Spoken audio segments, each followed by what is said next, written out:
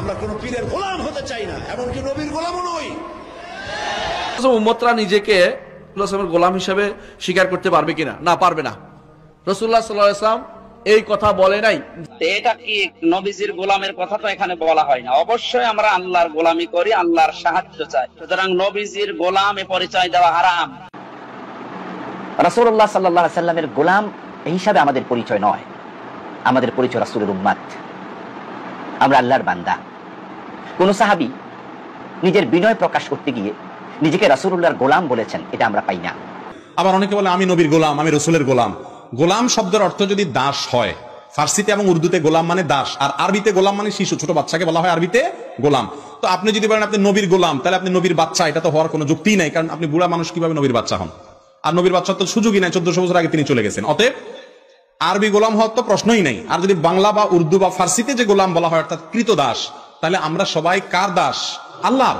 রাসূলের দাস বললে সেক্ষেত্রে আপনি রাসূলকে আল্লাহর জায়গা নিয়ে গেলেন। প্রায় বলি আমি মুহাম্মদ সাল্লাল্লাহু আলাইহি সাল্লামের গোলাম।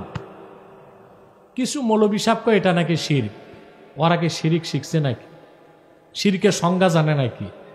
যেগুলো নেটে সমালোচনা করছে, যেগুলো নাদান এবং মূর্খ। এটার জবাব বহুবার আমরা বুখারী শরীফ থেকে দিছি। একটা আয়াত আজকে বলে দিচ্ছি, তারা আয়াতটা খুলে তাফসীর আর তরজমা পড়ুক। আল্লাহ কোরআন শরীফে তার রাসূলকে বলেছেন, কুল ইয়া ইবাদি। মুহাম্মদ সাল্লাল্লাহু আলাইহি সাল্লাম, আপনি উম্মতকে বলেন হে আমার বান্দারা। আল্লাহ তার রাসূলকে বলেছেন আপনি উম্মতকে বলেন আমার বান্দারা। কোন অর্থে? আমরা আল্লাহর বান্দা, আল্লাহর ইবাদত করি।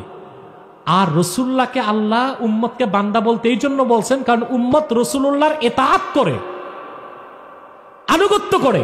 তো যেহেতু রাসূলুল্লাহর বান্দা এই শব্দটা আল্লাহ কোরআনে উল্লেখ করছেন, আমরা যদি বলি আমরা নূর নবীজি মুহাম্মদ সাল্লাল্লাহু আলাইহি ওয়াসাল্লামের গোলাম, তা তো কোনো অবস্থায় শিরক হইতে পারে না।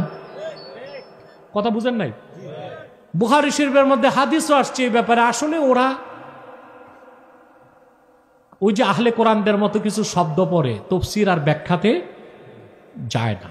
আচ্ছা বলেন তো ভাই, আল্লাহকে তো মাওলা বলা হয়, কি বলা হয়? আনতা মাওলানা ফানসুরনা আলাল কওমিল কাফিরিন। হে আল্লাহ, তুমি আমাদের মাওলা, তুমি আমাদের কাফিরদের উপর সাহায্য করো। তাহলে যেই মৌলবীগুলো আমারে বলে রাসূলুল্লাহর গোলাম আমি, এটা বলে শিরক হবে, তোমাদের নামে মাওলানা লেখছো কেন? তো বেটা তুমি নিজেই তো মুশরিক, তুমি নিজেই তো মুশরিক। মুশরিকের মুখে তো শিরকের বিরুদ্ধে ফতোয়া মানায় না। আল্লাহ কোন অর্থে মাওলা আর তুমি আমি কোন অর্থে মাওলানা লেখি, এটি তো বুঝো না। মাওলার অনেক অর্থ। মাওলার এক অর্থ হচ্ছে মালিক, মাওলার এক অর্থ অভিভাবক, মাওলার এক অর্থ নেতা, মাওলার আরেক অর্থ চাকর। যেমন মুসলিম শরীফে এসছে আন সাওবানা মাওলা রাসূলিল্লাহ, সাওবান থেকে বর্ণিত যিনি রাসূলুল্লাহর চাকর। এখানে মাওলা অর্থ কি? চাকর। তা আমরা যে বলি আমরা আল্লাহর হাবিব নূর নবীজি মুহাম্মদ সাল্লাল্লাহু আলাইহি ওয়াসাল্লামের গোলাম, এটা কোন অর্থ বলি? তুচ্ছ উম্মত বুঝাইতে যায়া। কথা বুঝতে পারছেন?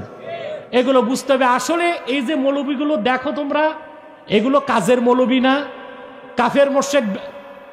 কাফের মোশরিক বেঈমান নাস্তিকদের বিরুদ্ধে তাদের কোনো বক্তব্য নাই, তাদের কোনো কথা নাই, তাদের কোনো চিন্তাও নাই। তারা আছে শুধু নিজেদের মধ্যে খোঁচাখুচি করে দূরত্ব সৃষ্টি করা, এই মাসলাকে দ্বন্দ্ব সৃষ্টি করা আর কাফের মোশরিককে সুযোগ করে দেওয়া। এই সব মৌলবীদের ফতুয়ায় কথায় তোমরা বিভ্রান্ত হয়েও না। এখন সারা দেশ যেখানে এক হয়ে গেছে, আহলে কোরআন দাবিদার ইহুদিটা পরাজয়ের পর আমাদের পক্ষ নিল, হ্যাঁ, তাদের বিপক্ষ নিল, সেখানে তারা আমাদের বিরোধিতা করছে, মানি পরোক্ষভাবে তারা কাফেরেরই পক্ষ নিছে। এরা কাদের অনুসারী তাও বলি দিই। এদের আবার মনে করো না সব মাদ্রাসার আলেম, এরা হচ্ছে ওই যে নোট আছে ভোট নাই, ওগুলোকে আমি আন্ডার এস্টিমেট, এগুলোকে আমি ধরি না, গণিও না। কারণ আমি সংখ্যাধিক্যে বিশ্বাসী নই, আমি কোয়ালিটিতে বিশ্বাসী। আল্লাহ কবুল করুক, মঞ্জুর করুক, বলুন আল্লাহুম্মা আমিন। এক ভাই